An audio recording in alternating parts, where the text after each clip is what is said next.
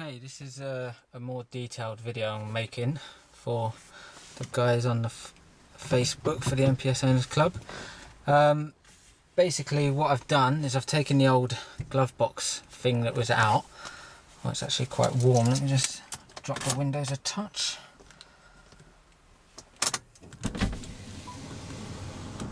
Okay, that's a little bit better.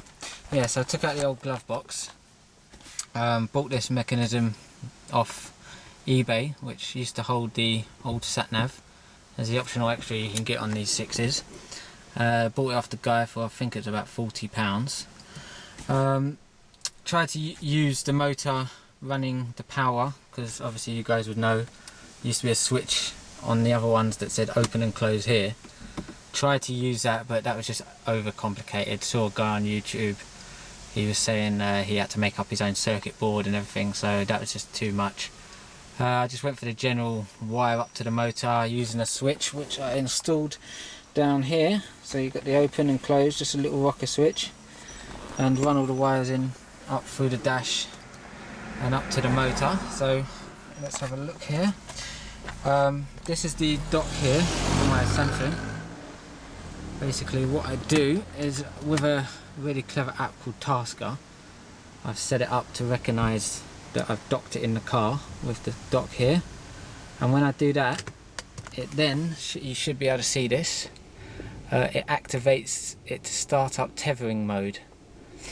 The pad is all ready to link up with that Wi-Fi network that this is tethering out, as you can see up there. Okay, so basically with the switch down here, I'm just going to lift up the screen. There we go. Turn the ignition on, which you should see. It lights up. There we go. Again, it's fully customized, same as a Android phone. That's just the screensaver I found. I thought it incorporates the Mazda. Let's have a look. So yeah, obviously I wanted a car docking style app, so which I downloaded this, which just gives you the big icons, quick thing. Once you're playing music, you can use these to just skip the track forward, skip the track back. You've got your general Facebooks and all that stuff. This U-Music, this is an old one that I'm not actually using anymore. So all this is now wired up to the internet. Let's go back. Come on. Oh, actually you have to come out of this using this. Okay. So yeah, got this. I mean, at the moment I'm using this for my music. The great thing is no more CDs. Obviously you can store all your albums to the hard drive of the pad. You know, fit quite a few on just a basic. I've got a 2 gig card in there at the moment, but I'm looking to upgrade that to like a 36, something that size, just so I don't have to worry about storage issues. Yeah, I've got a few albums here. I mean, the sound quality through this app here is actually pretty impressive. I mean, you know, it's not going to be to everyone's taste of music, but let's just, for example, SMM. I mean, I don't know how good this speaker's picking up the audio, but it's actually really quite clear. I mean, volume controls at the steering wheel, up, down. You know, full controllability with that. I mean, the way I've got it wired now, you've got 2 options, which I was explaining on the Facebook page, is you can either run it through the app that Grom provide and have your steering track up and down. But with that I found it very glitchy. The pad, you know, it didn't really accommodate it too well. So I decided just to go with the auxiliary output. The lead cost me an extra £14 to plug into the Grom unit, but now every bit of sound media that comes out of this now runs through the car stereo, as before it would only run the music app. So this I found is a lot better. With the phone and the tablet, let me just pause this, you can actually link the 2 together using this, which I don't know if you guys can see this. It's a Tablet Talk app. This runs through your Bluetooth or your Wi-Fi, and what happens is this will then pair up through that, and all your messages, your phone, everything comes into your pad. and obviously using the mic of your phone that's docked will pick up your voice and everything for phone calls. I mean, the best one, as I recommend if anyone trying to do this install, is the Tasker app, which is, where's that? This one just up here, that's the icon for it. This lets you then reprogram your Android to pretty much do whatever you need it to do. Like on for instance, when this notices I've got no power, it shuts off the screen, like which I did with my phone, which is when it notices dock, then it sends out a tethering. So basically this is everything. I mean, I'll show you. It's quite cool having the Talk app. What I'll do, again, I'll just start the car. There we go.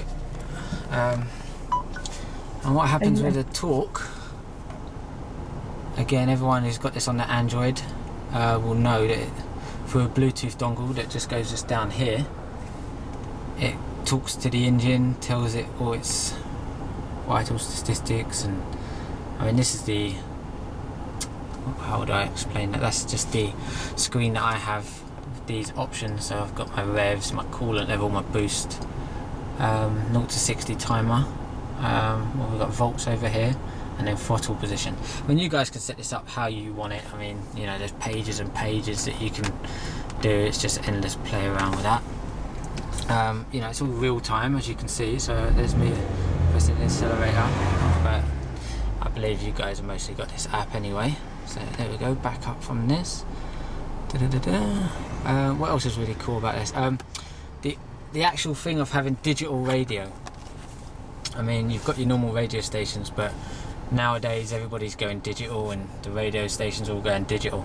And I mean, one of my favourite music was History on Kiss FM, and they obviously have a DAB radio station of History, and it's 24/7 History with rarely an advert, so you haven't got all the adverts coming in every 10 minutes.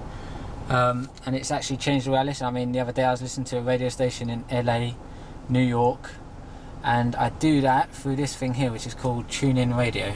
Let me just have a look here. There we go. So I'll click on this. Come on, camera focus. There we go. Yeah, so again, it's like, you know, you've got every radio station on the planet in your car now. This is not focusing. There we go. Anyway, quick demonstration. So there's the history. So if I go to my favourites that I've got here, I mean, the next upgrade to this whole thing would be the Samsung S4, obviously with 4G Wi-Fi rather than this slow 3G. I mean, let's jump onto the history.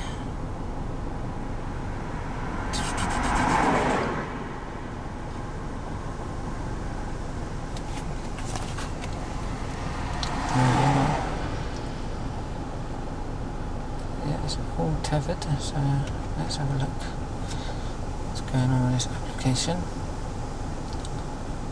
History. I mean, it is great that you can just jump onto the radio station. It's usually a little bit quicker than this. But you can just jump in normally, just jump straight onto the radio station, just listen to your favourite music. Kiss FM, favourites. Oh, another cool feature, I'll come back to this in a second. You guys know how internet radio works. Is the VLC player I have here. So this here stores all your movies, stuff like that. At the moment I've got an episode of Dexter that I was watching the other day on my lunch break. Video quality, everyone knows, Galaxy quality, fantastic. Now the radio decides to kick in. Let me just pause this, jump back to here, tune in radio.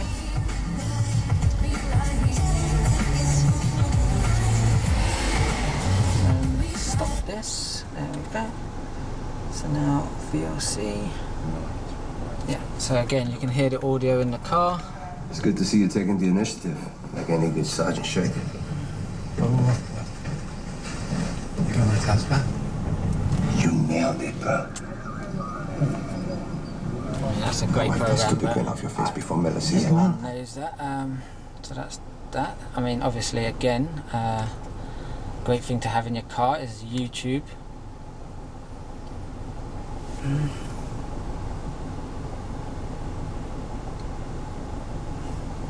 I mean, ideally, it's just not the greatest internet place to be doing this.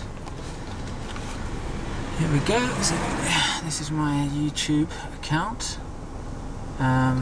Let's have a look. There we go. And yeah, you can just sit here and watch all your YouTube videos with the sound obviously going around the car. There we go. Yep, I think I've covered everything. Can't think of anything else. I mean, if you guys have any questions or anything, just ask.